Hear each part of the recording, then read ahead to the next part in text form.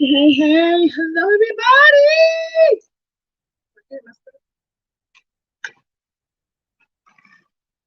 Welcome, all my lovers in the building. Welcome, all my lovers. All my lovers. Come on in, y'all. Please like and share. Like and to the share. I'm gonna give it some time to kind of cycle on through. Got my love shirt on. We're doing the love thing today. We're doing the love thing. Doing love thing today. Y'all know Valentine's Day is coming up Monday. I don't need my glasses. Hold on a second. Got the red lights on. You got all we doing nice up in here.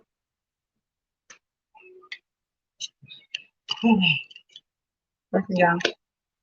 I put the red lights on for y'all this time. You know, I can change them up, but you know, in the honor and the essence of Valentine's Day, I put the red lights on tonight. Wonderful. So y'all, please like and share, okay? Please like and share.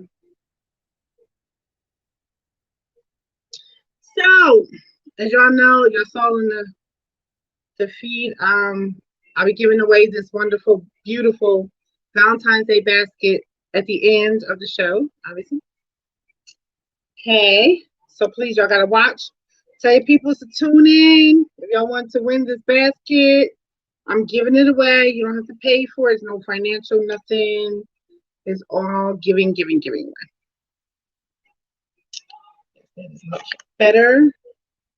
Welcome, guys. Welcome to B.O.W.S. Hello. Please, ladies, come on in. Come on in the room. We are here tonight. Okay, we are here tonight. We're going to be talking about some good stuff. If you are not aware of what your love language is, you're going to find out tonight. Okay, I know what mine is. I've been on it for a while. So please come on in the room, everybody.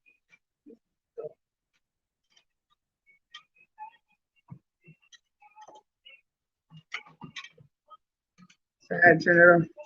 A little hot. Hello, welcome. Please like and share, guys. Everybody, please. Like and share. It's so many things I'm going to talk about. It's just so much stuff. I got a lot of stuff I'm trying to remember. I'm hot. I'm a little hot right now. So please like and share, everybody. Go on my YouTube page and please subscribe if you can. That would be so great. Turn it on. Yes, it would be really great if you would go on my YouTube page and to subscribe. Please subscribe. Yes, so welcome to B.O.W.S. Hello, I'm Lady B. Welcome. My first name is Deanna. So my mission here is we are a sisterhood dedicated to empowering the lives of women across the world. Our mission is to build stronger women from within by enhancing their knowledge of who they are and to connect with the power that resides in unity. We will commit to withstanding all adversities with poise, beauty, and love. Forever showing the essence of a woman's touch through prayer and fasting, to never giving up, to never devalue ourselves, but will vow to be strong in knowing that together we make the strongest bow. Okay, so that's our mission. That's what we're here for. That is what we come to do on this wonderful every Wednesday and every time we come together, every time we have a seminar, every time we meet, we're here to draw strength from each other, you know, and that's what we're here to do. We're here to inspire, to encourage, to empower, and to love on each other. Okay, so that's what we're here to do. So please, thinking not robbery to share. Please like and share, and all that jazz. Okay, so I got a couple of announcements that I want to say. First, you guys can also check us out on beautybows.com. That's BEAUTIBOWS.com. That's beautybows. It's with an I, not a Y. Beautybows.com. You can check us out on there. I still have to I gotta update it. So, but yes, all the information, anything you need to know, want to know about what we're doing, what we're stand for, whatever. You know, it's all on there. Check us out, okay? All the information. I gotta remember to keep up with that. Um, so also, we got a couple of tea times coming up. We got one coming up February, I believe it's 26th. We have a tea time coming up February 26th.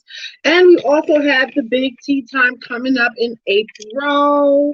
I want to advertise this right now because it's a really big deal. It is our Beauty and the Beast tea time. It's going to be a big shindig. It's going to be held on April 9th from 1 to 5 p.m. in the afternoon. It is going to be held in Princeton, New Jersey on 100 Reading Circle, Princeton, New Jersey. And it's so much stuff that's going to be taking place. It's going to be so vendors and different things that's going to be going on in this event and this tea time. It's going to be bigger than usual because usually our regular tea times are personable, but this one is more open to a vast majority of topics, vendors, people, and community. So please, we want you guys to come out to that. It is a fundraiser. It's a tea time fundraiser, so you will have to give a donation. So good thing is there's not a dollar amount, but at the door you will have to give a donation because it is a fundraiser. But yes, the Beauty and the Beast fundraiser tea time is not what you probably would think it would be.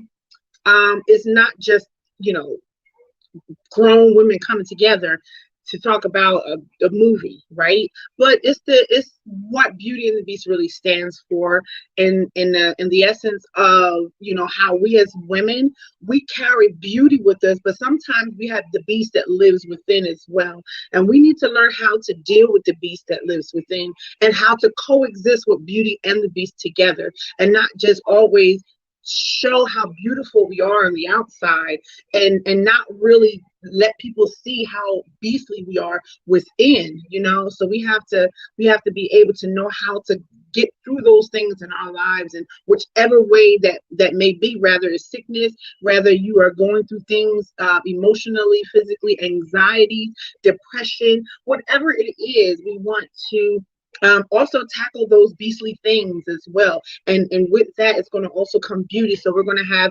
makeup tutorials. We're going to have people there with skincare products and different things of that nature. We're going to have people there talking about physical health, mental health. We're going to be talking about so many things. I'm actually doing a makeup tutorial there as well, because y'all know I do makeup. I don't really advertise it too much, but I do makeup. It's just a little hobby, little side thing that I do. But yes, I'm doing a makeup tutorial, skincare, all of that stuff is going to be taking place at this event. So you don't want to miss it. It is going to be fabulous. I will definitely create a event for it. So if you would like to be a part of this, if you'd like to come to help and to learn as well as give, listen, I want you to come out on April 9th. It's going to be from 1 to 5. The address is 100 Reading Circle in Princeton, New Jersey. Okay, so please, please, please check us out. Check us out. This is it. Check us out. Check us out. Okay, so that's the second announcement that I have. The other announcement is you'll find out who will.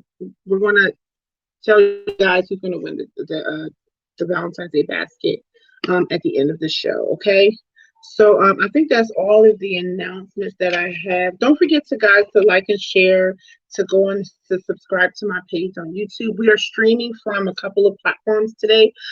Actually every time we're streaming from YouTube, we're streaming from my business page, and we're also streaming from my personal YouTube page. I mean, personal Facebook page. Okay. We are on a many plethora of social media platforms. We're on Instagram, LinkedIn.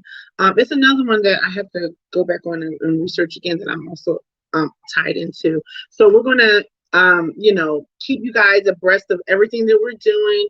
And and we're here every Wednesday at 7 p.m. So please let all the ladies know, gents, whomever would like to talk. But this topic right here is co-ed. I'm just saying, it really is. So I want to get into our topic before The night is out. Listen, I thank God for wonderful people that love me enough to sow certain books into my life.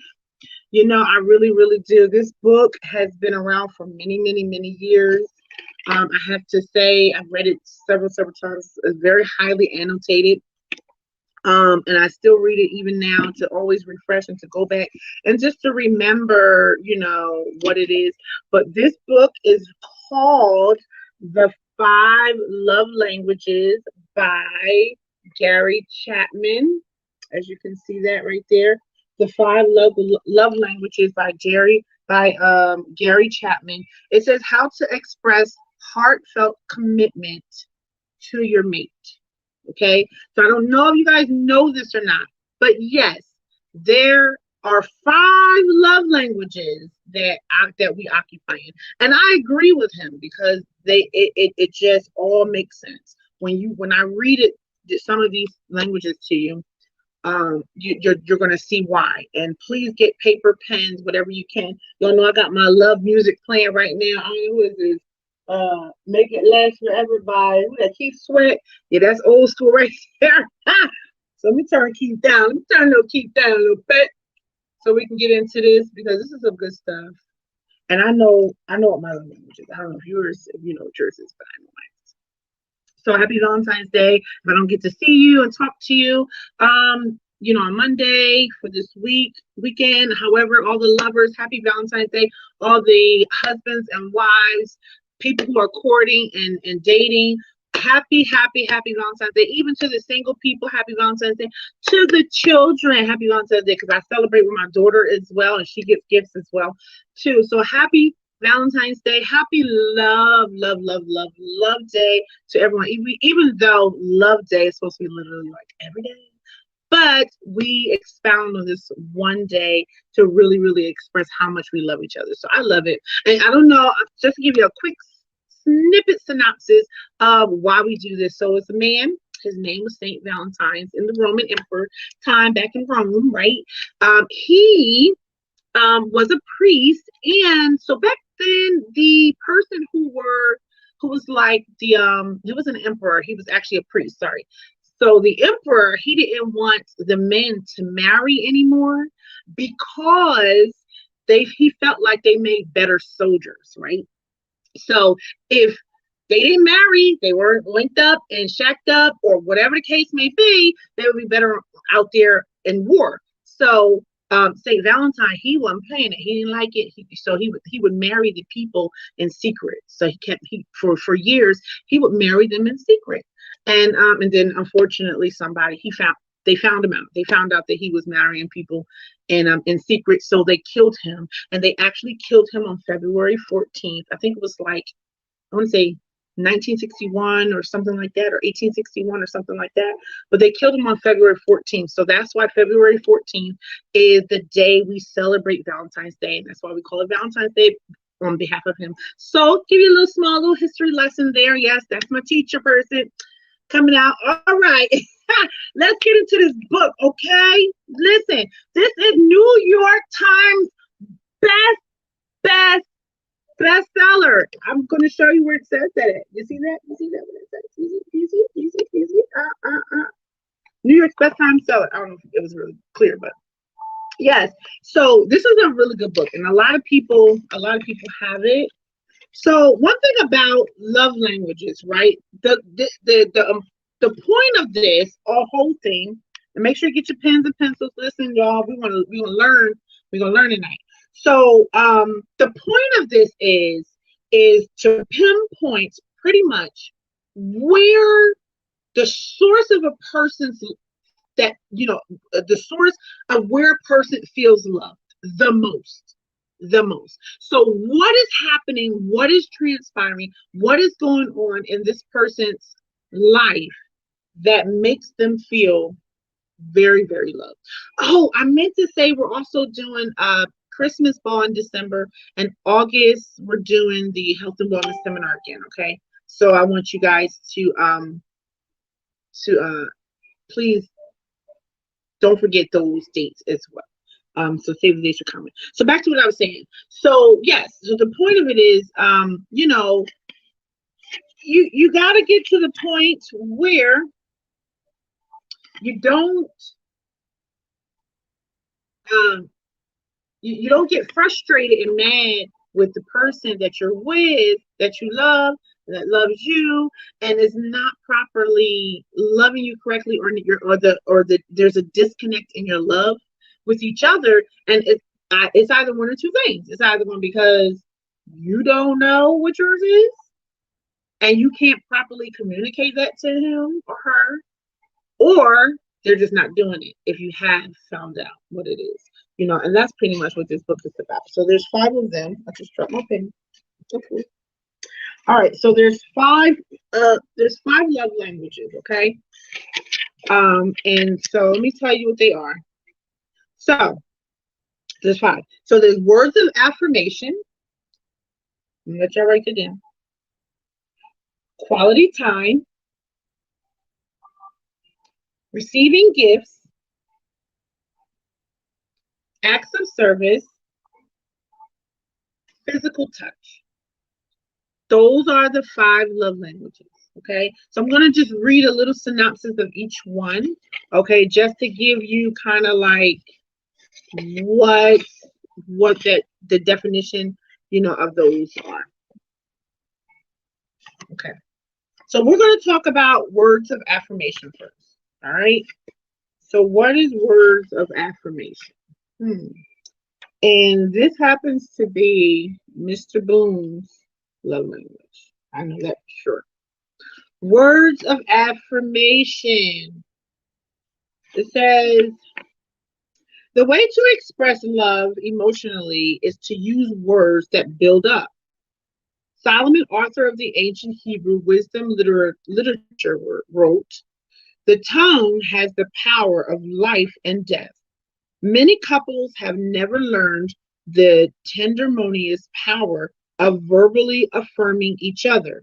Solomon further noted, an anxious heart weighs a man down, but a kind word cheers him up. Verbal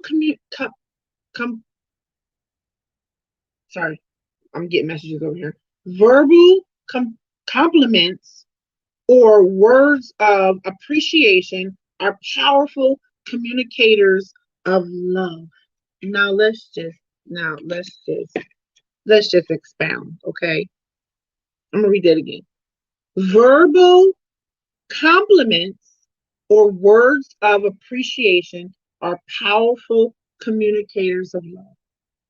They are the best expression in simple, straightforward statements of affirmation, such as, you look sharp in that suit. You do ever look nice in that dress. Okay. I'm guessing he's saying, you sure look nice in that dress. Wow. So yeah, I agree. And that's one of Mr. Boone's his love languages, affirmation. So you're a person who feel like the receiving compliments, receiving affirmation, receiving appreciation, when people do that for you, and if that's how you feel very loved, or you feel like you can connect more so with that person, then that's what your love language is. And that's how you can tell. You can tell, like, if you light up when people are appreciating you, when you light up when people have just give you compliments and praise you and speak well to you, do you light up? Is that something that fills you and that makes you feel closer to the individual, closer to your community, closer to the people around you, or something of that nature? Then that's pretty much what your love language is. It says you must be the best. It says you must be the best potato cook in the world. I love these potato chips. I really appreciate your wishing. So now he's just giving you examples of how to praise or to appreciate the person that you're with. It says, what would happen to the emotional climax of a marriage if the husband and wife heard such words of affirmation regularly? And that's the key. That's the key. Because it's one thing to say, you look great, or I appreciate you, or thank you for doing this wonderful thing, or you look nice, whatever the case may be. But it's a difference for you just to hear that every once in a while, or to do that every once in a while. And what I have learned and how I have to be very intentional to make sure that it is a regular thing. Be very intentional to be regular in how you give affirmational words. You can't just, don't do it like it's a chore, and do it because, oh, I know that's what they want to hear. Because for many years, that's what I would do. I would just do that. I would function in that mode. And it wasn't really given the effect nor the kind of outcome that it probably should have and it could have if I was sincere. And I think that that's most importantly of all, is to make sure that you can do these things and really mean it. Really, really mean it. Not just say it, just be saying it. But if you're going to be somebody who's going to intentionally be affirmational, then do it regularly. Make it a part of, be intentional. Make it a part of, oh, Pastor Shannon, happy love day to you too. So just, be intentional about these things. Don't just, do it on occasions, birthdays or whatever, make, even if it's small, simple things. Listen, people who are affirmational, and that is their love language, like they like that stuff, the small things. It is a small thing. And I learned it. I had to learn. I don't have it down pat. I'm not perfect with it, but I'm learning myself how to be constant, and how to make sure that I'm intentional to give affirmational words, because that's how he feels loved. That's how your mate, your husband, your wife, your girlfriend, however, and then sometimes if you're not sure, ask the question. Like, don't be afraid, don't be sad, don't be, whatever. Just ask the question. Okay, if when I say these things to you, how does that make you feel? Da, da, da, da, yada yada yada. So that's important. That's definitely important. So that's something that you want to keep in mind. So I'm gonna read you one more thing about affirmational words. It says, oh, this is a whole bunch of ways you can say it. Okay, so encouraging words. It says giving verbal compliments is only one way to express words of affirmation to your spouse. Another dialect is encouraging words. The words encouraging means to inspire courage. Of all of us have areas in which we feel insecure. Right? We lack courage, and that lack of courage often hinders us from accomplishing the positive things that we would like to do. The late the the latent potential within your spouse is his or her area of insecurities may await your encouraging words. And that's another thing. A person who suffers with insecurity, or somebody who is insecure, they need that. They need to hear you encourage them. They need to hear you speak well to them and to help them. And it's not, you don't have to always beat your husband and your wife down about things that they're not doing. Because, like I've learned, if you're going to tell them constantly and fervently what things that they're doing that is wrong, you have to make sure that you match that same energy to telling them what things are doing right as well. Because otherwise it's going to be the imbalance of it all, and imbalance is not okay, even in that. So just if you do it like once or twice or every so often, but yet you're very consistent with telling them what they're doing wrong all the time, eventually it's just going to be like, you look nice today or whatever. It's not going to matter. At the end of the day, it's not going to matter. Okay, so that's something that you need to keep in mind. If you're somebody doing the affirmation, or if you're someone receiving it, please, you have to communicate that stuff. You got to let that person know that that's something that you need. You need it. Don't be afraid to say it. Don't think you're a punk. Don't think whatever that you can possibly think of yourself. If that's something that you need, that's something that you need. All right, so let's go on to love language number two. All right, we got, so number two is quality time. Quality time. So it says, by quality time, I mean giving someone your undivided attention. I don't mean sitting on the couch watching TV together. When you spend time that way, ABCs or NBCs has your attention, not your spouse. What I mean is sitting on the couch with the TV off, looking at each other, talking, giving each other your undivided attention. So quality time is not going to the movies.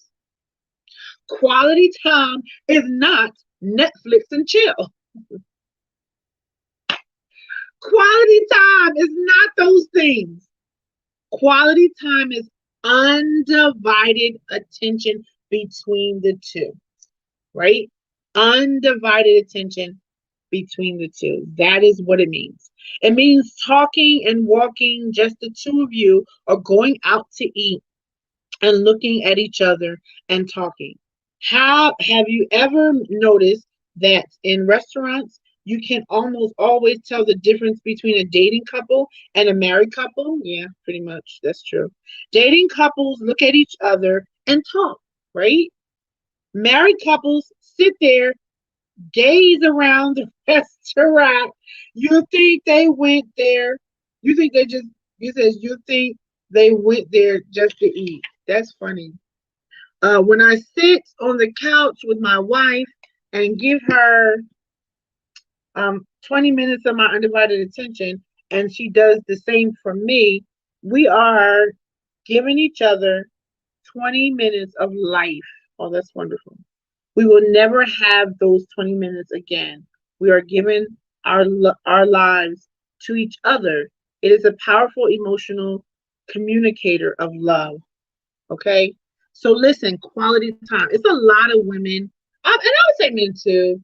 I think it's more, probably more women though. I don't know. I could be wrong. So don't shoot me, okay?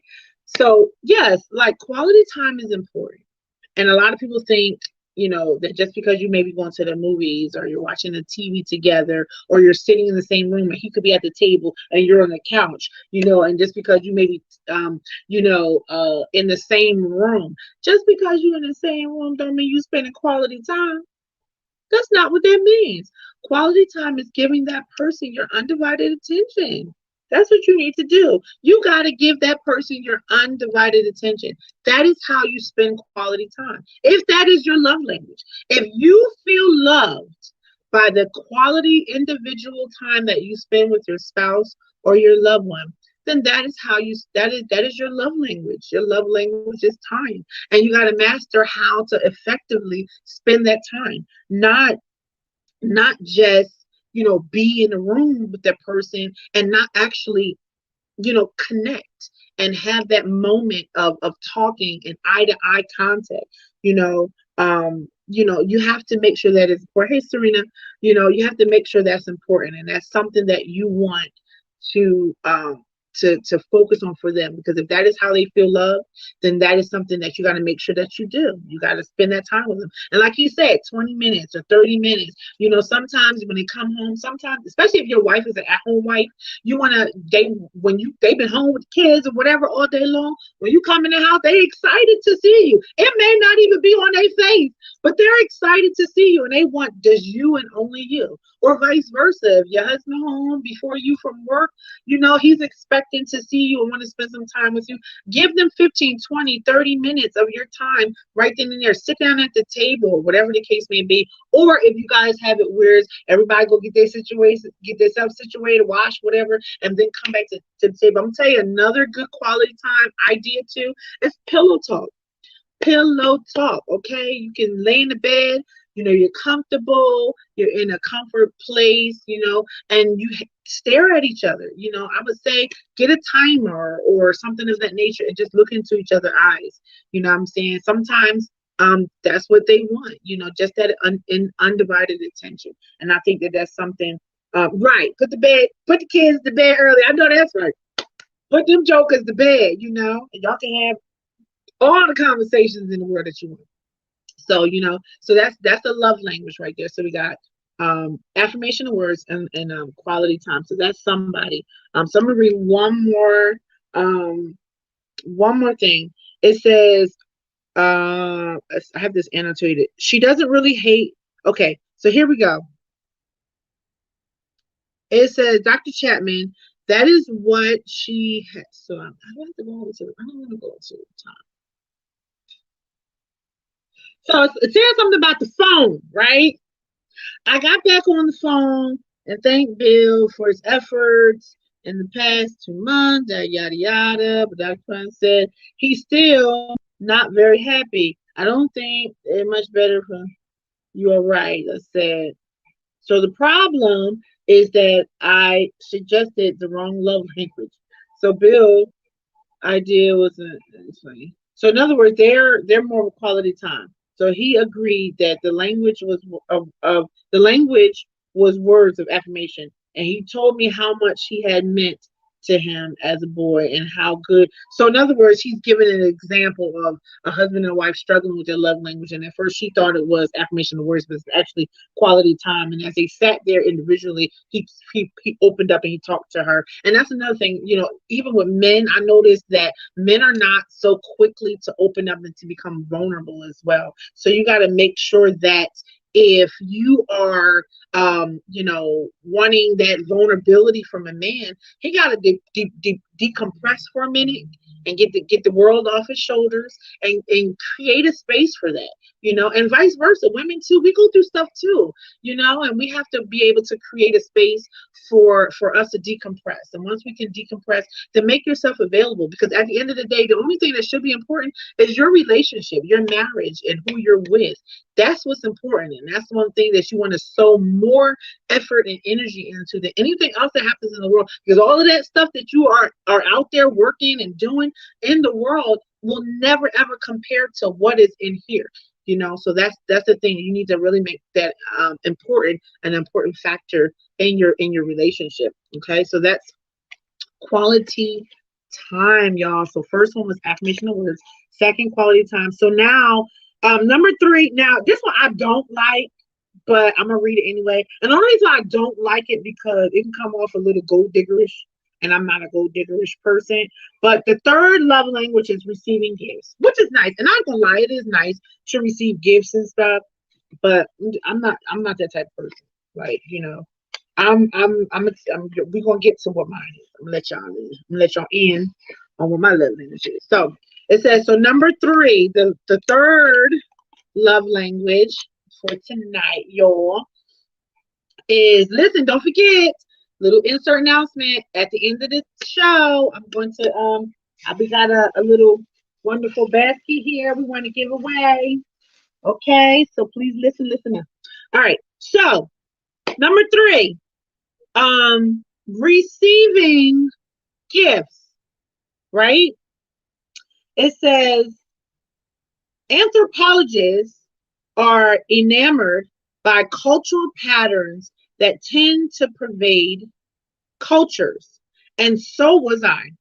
Could it be that gift giving is a fundamental expression of love that transcends cultural barriers? It is the attitude of love always accompanied, I think I'm saying it right, by the concept of giving. Woo! These are academic and somewhat philosophical questions. But if the answer is yes, it has profound practical implications for Northern American couples. Yo, this is deep. This book is like the bomb, right? This is some deep stuff. It's some deep stuff. I ain't gonna lie, it's really deep. It says, I look at an anthropology field trip to the islands of Dominica, and our purpose was to study the culture of the what is it, Carib Indians, something like that. And on the trip, he met some people, But a young black man, why I gotta be black? Of 28 years old, Fred has lost a handle in his fishing in fishing. He lost his handle in fishing accident. Since the ancients, he could not continue his fishing career.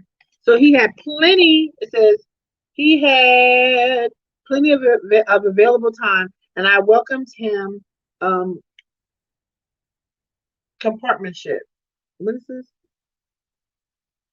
I need to get these glasses fixed. Okay, so he welcomed him, his compliment, rather. Yeah. We spent hours together talking about his culture.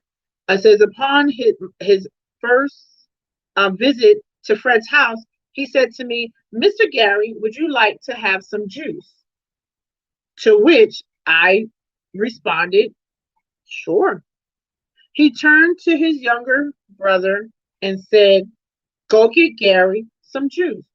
His brother turned and walked down the dirty path, climbed a coconut tree, and returned with the green coconut. "Open it," Fred commanded. With these swift moments of his brothers, uncork the coconut, leave a triangular hole in the top, and Fred handed me the coconut juice and said, "Juice for you?" Could you imagine? It was green, but I drank it, all of it, because I knew it was a gift of love. I was his friend, and friends you give juice. It says at the end of the week together, as he prepared to leave, then the small island, Fred gave me a final token of his love. So it says a gift is something that you can hold in your hand and say, "Look, he was thinking of me," or "She remembered me." You must be thinking of someone to give a gift. The gift itself is a symbol of that thought. He was thinking of me, right? Or does it matter what it costs? Money. It says, oh, it doesn't matter whether it costs money. Right. So it's not only saying just not stuff that costs money, but stuff that don't cost money. You can give somebody, I don't know, make somebody something or whatever, right? Um, what is important is that you thought of him or her, and it is not the thought implied only in the mind after counts, but the thought expressed in securing, actually securing the gift and giving it as the expression of love. Oh wow, you know, I never noticed this. Because I never read this chapter actually. Mothers remember the day of their children's being uh, a flower from the yard as a gift. Okay, they they feel love even if it was a flower. Oh, okay, so I get it. Mothers remember the first when their children give them flowers, right? And they feel loved even if it was a flower they didn't want to pick. From early years, children are inclined to give gifts to their parents, which may be another indication that gift giving is fundamental to love. Gifts are visual symbols of love. Most wedding ceremonies included giving the and receiving the rings. The person performs the ceremony says, "These things are outward and visible signs of an inward and spiritual bond that unites your two hearts in one that has no end." That is good. So, to someone, they may feel like what you give them is like, in other words, is translated like, this person is thinking of me, and they got, I'm on their mind, and that's how they feel love. That's how they translate the gift. They translate it like that. Not the people. who, just wants stuff. You know what I'm saying? That's a different type of person. You're not a person who just wants things, but you're somebody who actually really, um, appreciates what people give you because of how it makes you feel and how it makes you feel loved. You know, um, oh no, said it, mommy, I love your preach. So yeah, so that's the thing. You want to make sure that if you're the person giving, give it, and you want to make sure you want to give these things out of the right heart. I'll be trying to give stuff because that's what they like.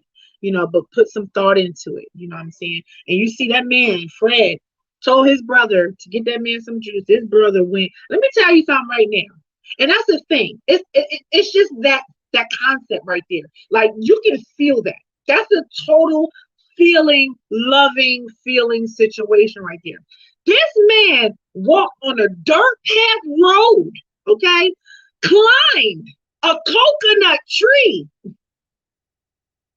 and brought a coconut home for this man to have some juice. I don't know about you, but if you don't feel love after that type of situation, something wrong. There's no possible way that somebody can go to those type of lengths to think of you enough, right? To do that for you. So I can definitely see in that concept, in that way, how gifts can be an acquisition for love. You know what I'm saying? They can make a person feel very loved. So that can be somebody else's love language. And like I said, it's not just monetary stuff. It's something that you always have to buy. But it's just the thought that counts because they didn't buy that. They didn't buy them coconuts. No, he walked and he climbed. Woo! He walked and climbed. Listen, he walked and climbed and brought that man some juice. Okay. So ain't pay for nothing, right? So sometimes it's not just about that. Sometimes it's just about the intentions of it all, the mindset of it all, the journey of it all, and how it derived to the place to be able to be put in your hands. And that's the point that matters, and that's the point that shows and the existential of love. Like now, this person feels now I feel very loved because you don't cross the rivers, deserts, mountains, snowstorms. You done did all of these things for me.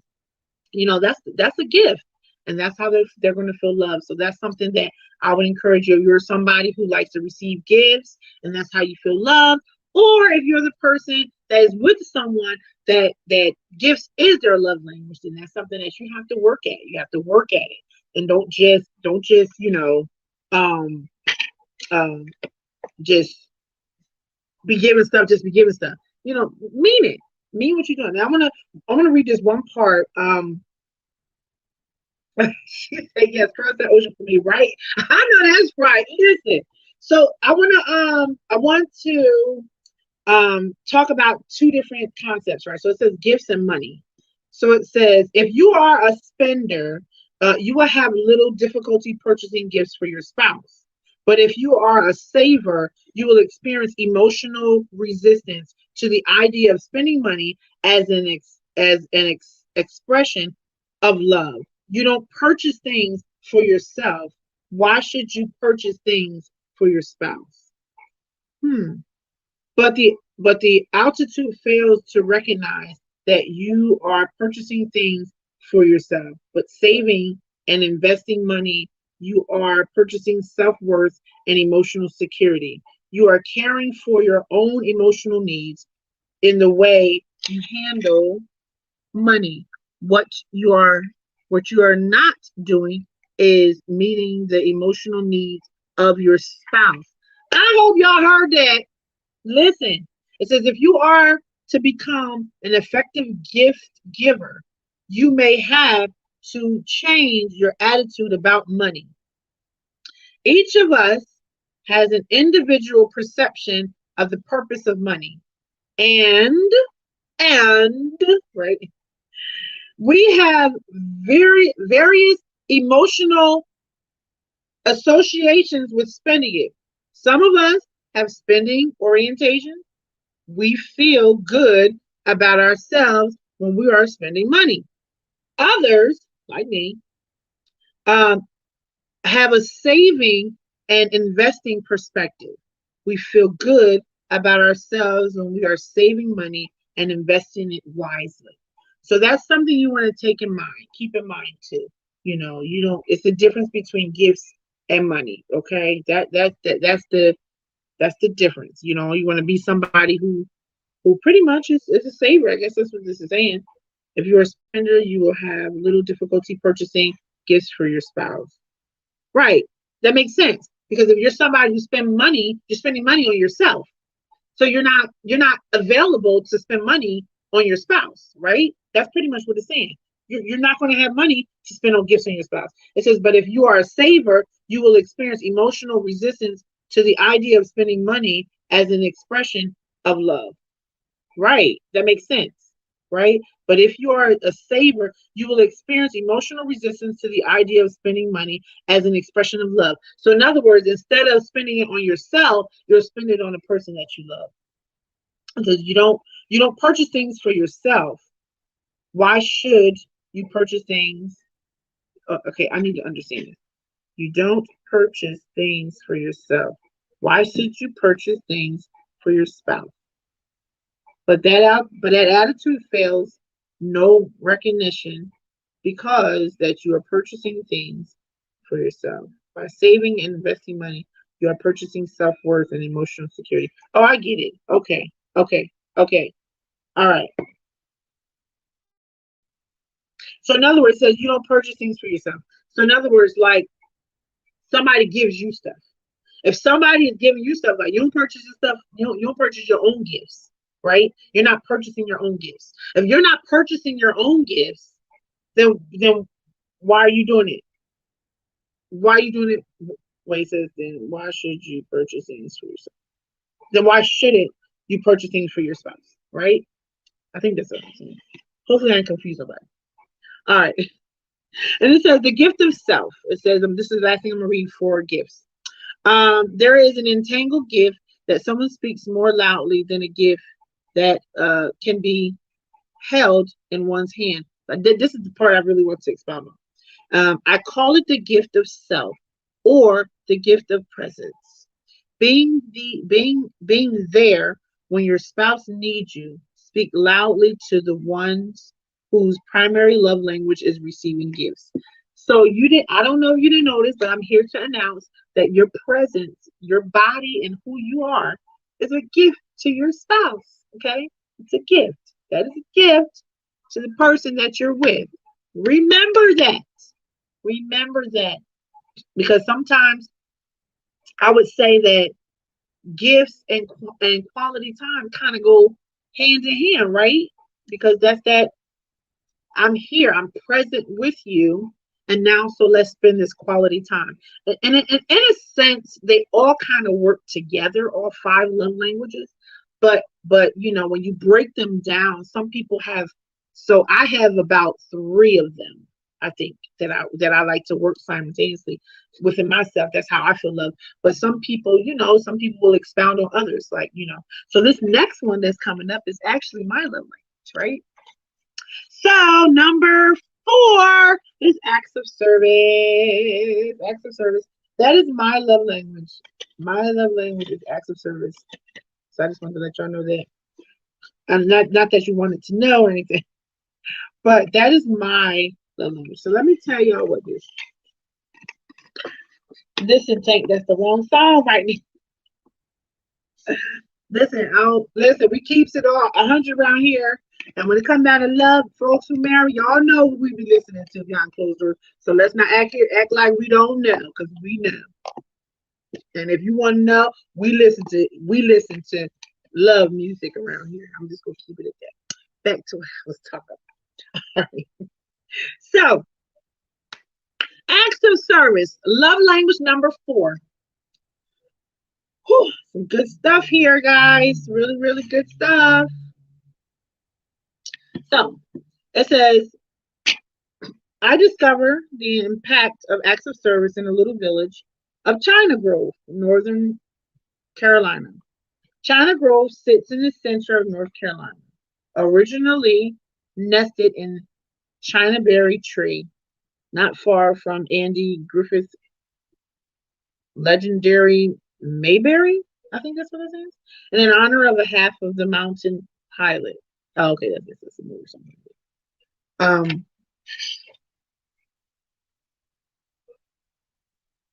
Um, okay. So, I'm trying to get to the point. Okay, so almost everyone I knew except Dr. Shin and Dr. Smith worked in the mill. Dr. Shin was the medical director and Dr. Smith was the dentist. And of course, there was a preacher, Blackburn, who was a pastor of the church. For most of the couples, China Grove life centered on work and church. That's deep. Okay. The conversation at the meal focused on superintendent's latest decision and how it affiliated their jobs in particular. The service at the church focused mainly on the anticipated joys of heaven in that persistent American setting, discovering low language number 4. That's how he discovered. So he in this book, he also tells you how he derived to a lot of these love languages, right? So it says he was standing under a chinaberry tree after church and Sunday when Mark, so that he's a Christian, so I just want to and Sunday when Mark and Mary approached me, he didn't realize that either of them, I assumed that they had grown up while he was away. Introducing himself, Mark said, I understand you have been studying counseling. I smiled and said, well, a little bit. So let's go down to here. I don't want to read this interaction. I just want to read. What. All right. So it says, I don't want to go through this whole dialogue. It's like a long dialogue that he's talking to these people. Okay, here we go.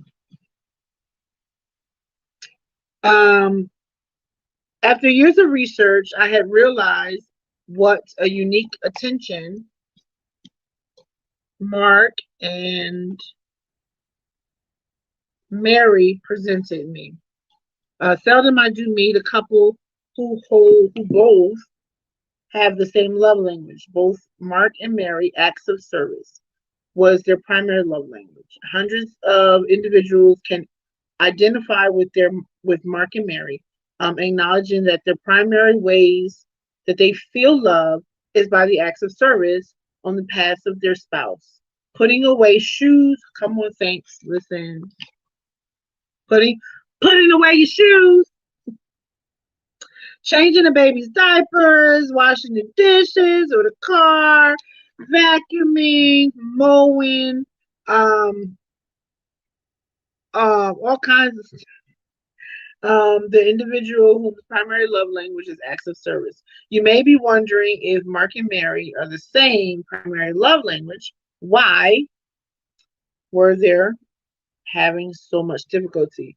The answer lies in the fact that they were speaking different dialects. Oh, they were speaking different dialects.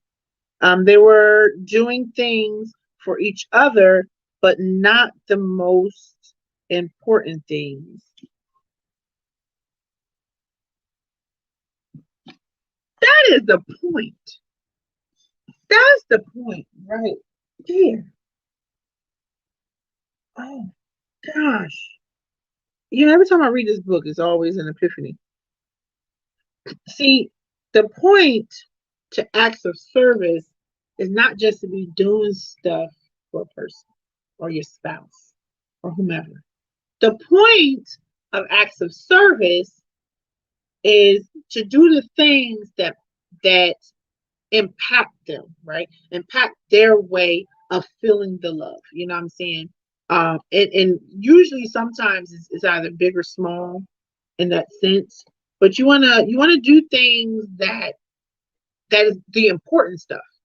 You know what I'm saying? And everything to a person who has acts of service is not important.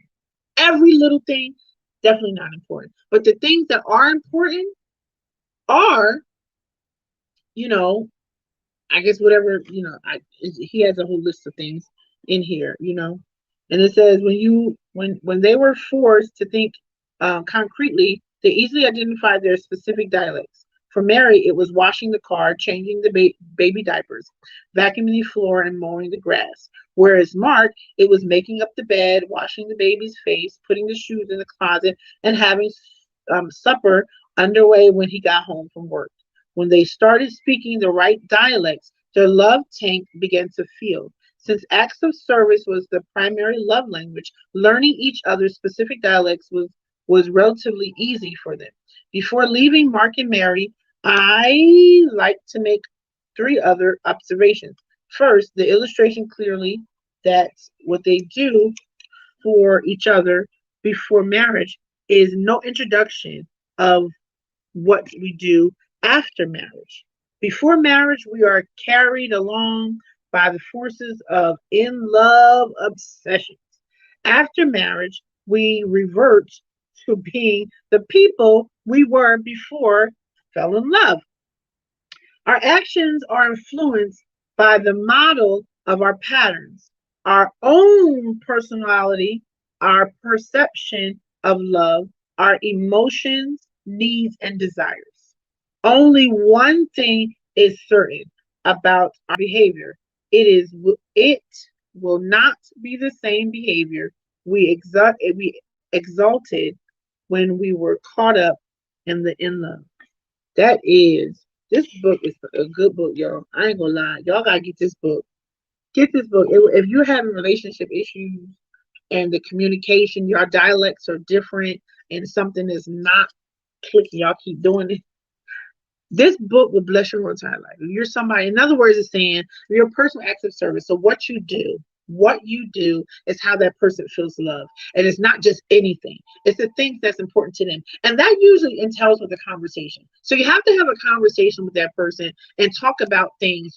I find that communication is the one barrier and the one thing that really breaks up marriages and relationships because somebody don't have the right words or the right terminology on how to ask what they want or to request what they want or to say what they're how they feel or whatever the case may be. And that's something that has to be. It's funny how he says it's the five love languages, right? And most of these things are something that you can do. It's funny how he says that because that's what it is. It communicates these feelings, and that's how a person feels love. So what you do for someone who carries out the acts of service love language, that is what you do. It's what you do that makes them feel loved, and having those conversations, trying to create ways on how to figure out, okay, so if she's an or he is an acts of service person, if that's how they feel loved through acts of service, then what is it? What specific things do you like or do you want or makes you feel loved the most? Because that's kind of a broad statement in a sense. So you got to hone it in and you got to really figure it out what it is. Because you can be with something like with Mark and Mary. You could be with somebody whose their love language is the same. They can have the same love language as you, but and y'all think y'all should be getting along because your love language is the same, but you have two different dialects. So now you have to sit and figure out, okay, so what are the most important things for you? And what are the most important things for you? And then you make it work. And that's how you can have a cohesion in your marriage and in your household and in your life with your partner. You know what I'm saying? And that's what works. So I'm big on that's how I feel loved. I feel loved through acts of service. So what you do is how I feel loved. And that's another thing. And it's funny because even the Bible talks about love being an action word. Love is as an action word. It's not something that you just say. You don't just say I love you and never show up, never show it. You can show how you feel about a person, and I think that's probably why, because I love the Lord so much, I think that's why acts of service is pretty much my love language, is because it's what you do. And the ultimate love language of all, the ultimate action and acts of service that ever took place on this world is Christ, Jesus Christ. He died on the cross for our sins, and that's how else can you not feel love with that? You know what I'm saying? So something of that sort, it just has an impact to you. It has some kind of impact. And from that, you can commence on. So that's something that, I just want you guys to think about it. If that's something that if that's a kind of way that you feel, or you don't really know yet or nothing, just have this conversation. All of these love languages, have these conversations with your spouse or whatever. It says washing the dishes and putting the kids to bed for me. Okay, well then you got to make sure you tell your husband that. Talk to him and communicate. Let him know these are the things that make me feel love when you're doing these things. We're working together. I love the working together factor. I'm a big team person. I'm a big team. That's why I have a team now. I don't like to do, I'm not a spotlight person who always want to do stuff by myself and, all of that. I'm not like that. Like I'm a big working together. Let's work together. Let's do. Because at the end of the day, that's what's most important to me. And I think that's how I live my life too. I live my life to be an acts of service person. I mean, I'm not perfect. I don't always get it right. And nobody really will. But it's just, as time goes on, you can just perfect it and be consistent and be intentional with your love language and what it is that you give and also receive, so that's something that you do. You want to get this book, guys. It really, so I'm going to read one more thing for our acts of service. It says overcoming stereotypes. It says learning the love language of acts of service will require some of us to re-examine our stereotypes of the roles of husband and wives. Mark was doing what most of us do naturally. He was following the role model of his father and mother, but he wasn't even doing that well. His father washed the car, mowed the grass. Mark did not. But that was the mental image he had of what a husband should do. Come on, listen. And that's another thing. That brings me to another point. A lot of people who function in marriage and in relationship is based off of what they saw their parents do. If you never saw your parents if you never saw your dad picking up shoes, washing the dishes, putting the kids to bed, then that's not going to be something that you're going to be more prone mentally to want to do. You know what I'm saying? And some people live their life that way. He says he definitely did not picture himself vacuuming floors and changing the baby's diapers. To his credit, he was willing to break from his stereotype when he realized how important it was to marry. That is necessary for all of us in our spouse's primary love language, asking something of us that seems inappropriate to our role. And so that's the most important thing. Listen, marriage is sacrifice. It is sacrifice. That's what it is. And if you don't have a level of sacrifice in your mind, it's going to be hard for you to navigate through it. And I mean, I'm not an expert on marriage or anything of that nature. But the thing is, just in my own experience, it is a sacrifice. And you have to do the work. You have to apply the necessary things that is going to make your marriage successful. And if you don't do that, if you don't take time out to really deal with the issues and the problems and the things that that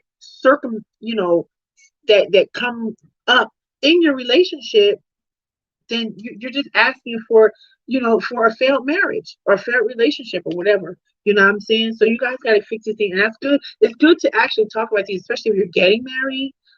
For premarital counseling couples, if you're in premarital counseling, it's really good to talk about these things, to find out, to explore, what is your love language? What is something that makes you feel loved? And just have that dialogue, talk to each other about stuff like that. So this is something that I really, really love. I love this book, especially when it comes down to marriages. All right, so let's go. Oh, wow, it's 8 o'clock already. All right, so let me hurry up. So the last love language that we're going to cover tonight is physical touch, okay? Physical touch. Now, y'all know I could be a little out there sometimes. So I'm going to try to be as discreet as I can. Okay? I ain't got no shame. I'm just saying. We married, we grown ups. I don't think no kids is on here watching. So we just going to talk. All right? So it says physical touch. Physical touch is the last fifth uh, love language, okay? The fifth love language. All right. So, physical touch. Physical, physical, physical. Let's get physical. All right. All right. So, physical touch. We have long known that physical touch is a very way of communicating emotional love.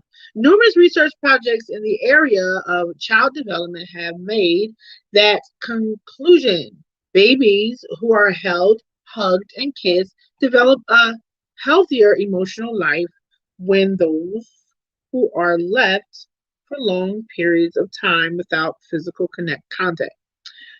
So it is important of touching children.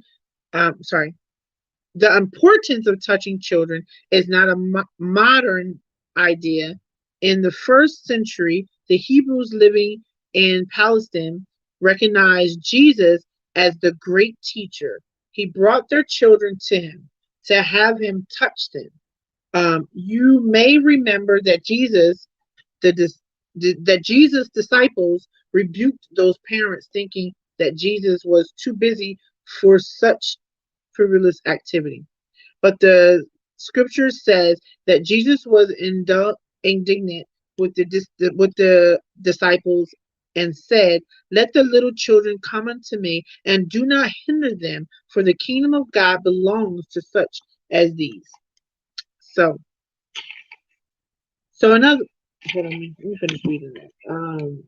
Kingdom of the. Where that stuff at?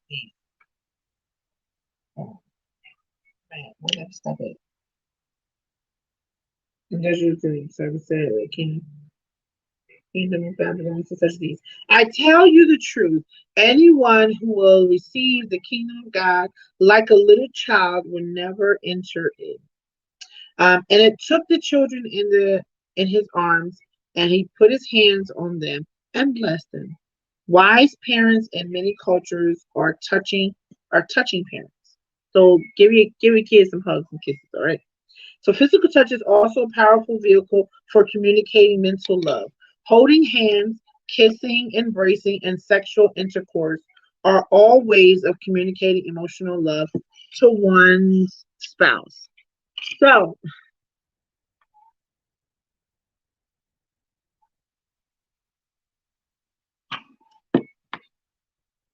I'm just gonna read. For some individuals, physical touch is their primary love language. Without it, they feel unloved. With it, their emotional tank is full, and they feel secure in the love of their spouse. So I want to say this. So I feel like I want to say, if your husband is a tyrant, and I don't know why I want to say it from this perspective, but that's what I want to say. That's how it came to my mind. If your husband is walking around your house and he's a tyrant and he got a lot of frustration, could it possibly be you ain't get that man no sex? I'm just saying. Or vice versa. Some women, and maybe they don't know it or not, I do. But if some women may not know that they are upset and they liken it to other things, but it could be. Listen, this stuff is real. It's real. This is real. It's an emotional connecting kind of factor, and sometimes it will come out.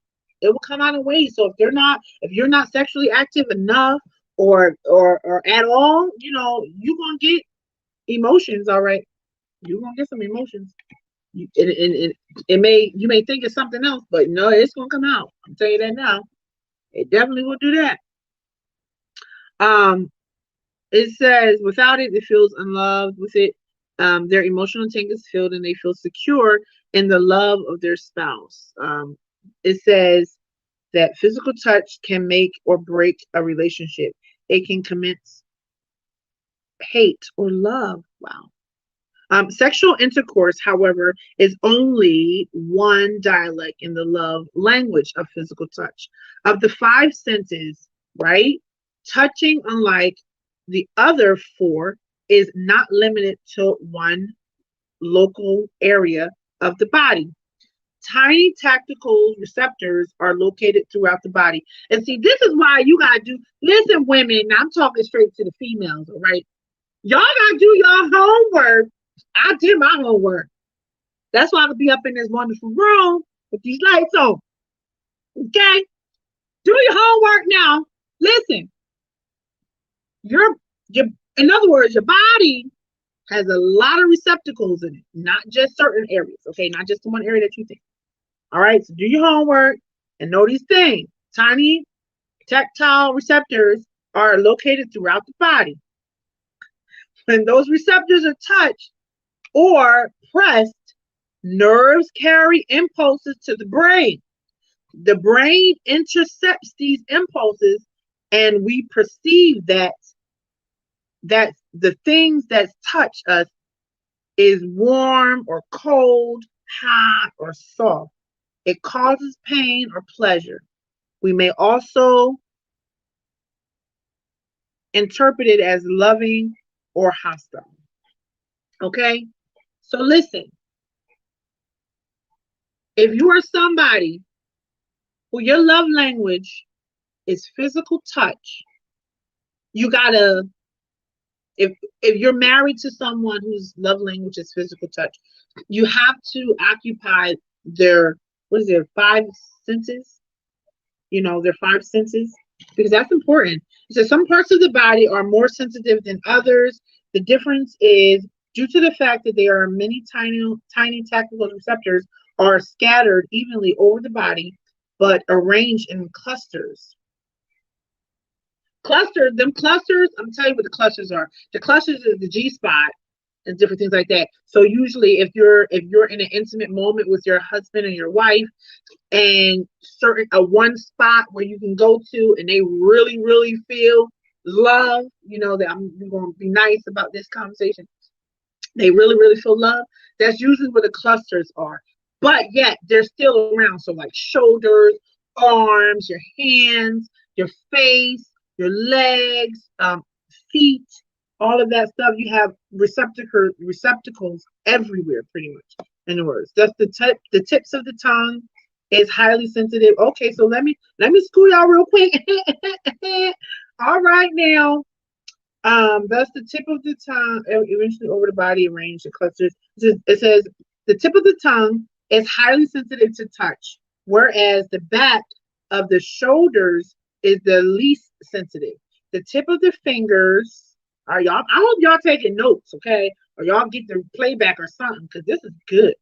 The tip of the fingers and the tip of the nose are other extremely sensitive areas, and I bet you know that. Our purpose, however, is not to understand the neurological basis of the sense of touch, but rather is psychological importance. Physical touch can make or break a relationship. It can communicate hate or love. That's pretty much the core essence of it. To the person whose primary love language is physical touch, the message will be far louder when the words "I hate you" or "I love you." I slip in the face. A slap in the face is detrimental or in child or to any child, but it is devastating to a child whose primary love language is touch. A tender hug communicates love. So, in other words, it's saying how you touch your spouse. You smacking in the face, it's not going to say "I love you." If you hugging them, obviously it's going to say "I love you." I mean, in a nutshell, that's pretty much what it says. So it says in marriage, the touch of love makes many. I'm sorry, the touch of love many. Hold on. In marriage, the touch of love may take many forms. Since touch receptacles are located throughout the body, lovingly touching your spouse almost anywhere can be expression of love. That does not mean that all touches are created equal. Some will bring more pleasure to your spouse than others. Your best, okay, so I said, I don't want to read that part. So yeah, listen, y'all go get this book. Get this book, okay? Five Love Languages by Gary Chapman. Y'all get this book. If you're somebody who have um, your love language is touch, look at that stuff. How to function through, the all the nerves in your body. Your whole so you gotta understand your whole skin, your whole body is an organism. These are organisms. And we have receptors all over our bodies. So those are things, rather it's a hand. Even some people get excited. Some people get turned on by holding hands. Some people get turned on by rubbing feet. These are things that communicate love to your spouse. If that is you, if you're somebody who feel love through sexual pleasure, holding hands, hugging, kissing, different things of that nature, rubbing, stuff like that. If you feel love by physical touch, then that's your love language, and if you are a person who's either giving or receiving, please just be mindful and do your homework. Like when you function in these gifts and these callings, and not gifts and callings, but when you function in these languages, let me say it like that, just do it wholeheartedly.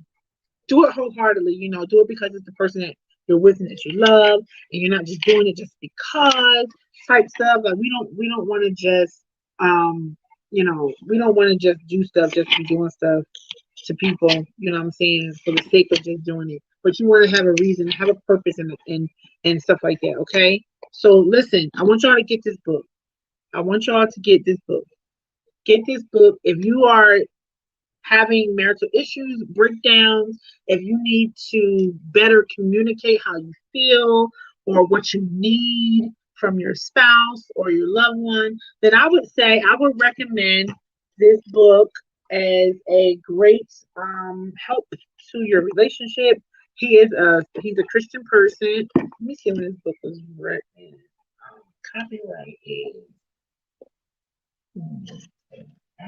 I'll probably have to put for the copyright. But he wrote a lot of books. He has all kinds of books. He said he has the five love languages of children, five love languages of singles. He has five love languages of teenagers. He has the love language of God. He has Gary Chapman, loving situations, the other side of love, and then he has the marriage you always wanted. So he has a lot of books that he wrote. If you would like more information on this, just inbox me, hit me up, let me know. I will be gladly to give you all of this information. Listen, this is a great book to have to put a what they call it when your computer updates, to update your relationship and your marriage. It's a very, very good book to have. I kind of went over time today, but it was well worth it. I will say. So I want to encourage you guys. Listen, get this book, okay? Get the book. Get the book. Get the book. Okay, just get the book, read all about it, learn what your love language is, learn what your spouse love language is, and then together you guys can work and communicate and figure out how to make it all work. Okay, always has to be from the heart. That's right. It definitely has to be from the heart. Thank you, Serena. Because you can tell people we may be dumb sometimes, but we ain't that dumb to not know if somebody's doing something out of just doing it. Don't do things just because. People can feel that. Okay? Don't ever do anything for just because. Do it from your heart. If you do it from your fart, if you do it from your heart, you will have the better impact of it all. Okay? All right. Here we go. Coup de grace moment. This is where we're going to give away our basket. And it's going to entail you guys having to do something. So hopefully if we get the if you're getting this feed to a playback, you might have lost it, you might not. But either way, so if you would like to win, and there's a lot of goodies in here, some chocolates, some candles, there's a whole bunch of stuff in here. I put a lot of stuff in here. Some stuff I don't want to say. But there's a lot of stuff in this beautiful, beautiful bag. Beautiful Valentine's Day bag. So, and I'm giving it out on this weekend. I'm going to give it out to whoever wins it on Saturday. Listen, so the way you can win this basket, so hopefully you guys are listening. You have to do something, okay? So I would like you to inbox me. You can inbox me, email me, whatever you can. I want you to inbox me something about your spouse that you love about them and why. That's what I want you to do. I want you to inbox me something that you love about your spouse and why. And whoever has the better entry is pretty much, going to get the basket. That's how we're going to do that. Okay. All right. So that's how we're going to do that. So if you would like this wonderful Valentine's Day basket with all of these goodies in it, if you can do that for me, inbox me. You can inbox me on my personal page, business page. You can email me at sbombos@gmail.com, or just inbox me here, however you want to. I don't want you to put it on the feed though. Just put it in inbox me on my personal page, Sienna Boom, or on my B.O.W.S page, on my personal business page, okay? Or if you want to email me, if that feels better for you, either way. But if you can, give me an entry, send me a little something and why you feel like your spouse, why you love your spouse, and and why and all that good stuff. And then we'll go from there, okay? So that's how you can win the basket. And listen, don't forget to join me April 9th, okay? April 9th is going to be our big, big, big, big, big tea time, our Beauty and the Beast tea time. And August, we got our health and wellness seminar. December, we got our, and April is actually a fundraiser. And December, we have our Christmas ball. And I can't wait till I visit ball. Wait till y'all see what I got coming. Oh, I'm so excited. It's going to be some nice stuff. So God has been good. So we're going to have some fun, okay? We got some other things coming up. We got some tricks. Listen, I want y'all to know that I am here to be a force of encouragement, a force of empowerment. I love these moments. I love doing this. I love doing what I do. I am a teacher, but more importantly, I love to help. I do. I love to help. So in any way, shape, or form that I can. That's why I created this business. That's why we're here. So thank you. Y'all know B.O.W.S means the beauty of a woman's strength. So we some strong women coming from a long, long, long, long line of things. So listen, I want to always encourage that. So I like to encourage the fellows that want to. So thank you so much for watching and listening. I really hope that some of you will get some entries in. That'll be great. I want to encourage you get this book. This book is wonderful. Please like and share. Like, share. And if you can, go onto my YouTube page because I am streaming from YouTube as well. And subscribe to my channel as well. You can also get the same feed. And thank you so much. Thank you so much to all those who thought not robbery to join me in this wonderful conversation, y'all. Thank you to Serena, to Tara. Thank you, Sherman. Thank you, Lish. I love you, girl. Thank you, Margaret. Thank you, Abdul. Thank you. I said Mr. Boone already. Thank you, Pastor Shannon. I love you. Yes, thank you, Valerie, Aunt Valerie, and James. Thank you so much, guys. Thank you so much for listening, for watching. I really do appreciate it so very much. And I hope you guys have a wonderful night. Listen, happy Valentine's Day, y'all. Love on your spouse. I'm gonna keep it PG. So love on your spouse. Talk, have conversations, figure out what your love language is. It's always good to be loved and to be loved correctly and authentically and real. So if you don't have that, you need to figure it out. Okay. So thank you guys so much. I'm going to have a great Valentine's Day as well. And I want you to do the same. Listen, I want to give this basket away. I don't want to go away with it. So I want y'all to come and get this thing off my hand. So let me know what's up, what's going on. And yeah. I'm Lady B. I love you guys and I mean it. Thank you so much for watching. Thank you so much for everything that you've done. Thank you for my B.O.W.S squad. Thank you for the support. If you haven't supported me, please do so. Please. We are doing some great things. And I just want you guys to be on board. All right. We're here to help in any way, shape, or form. Thank you guys. Have a good night. And please stay healthy and stay well. All right. Have a good night. Bye.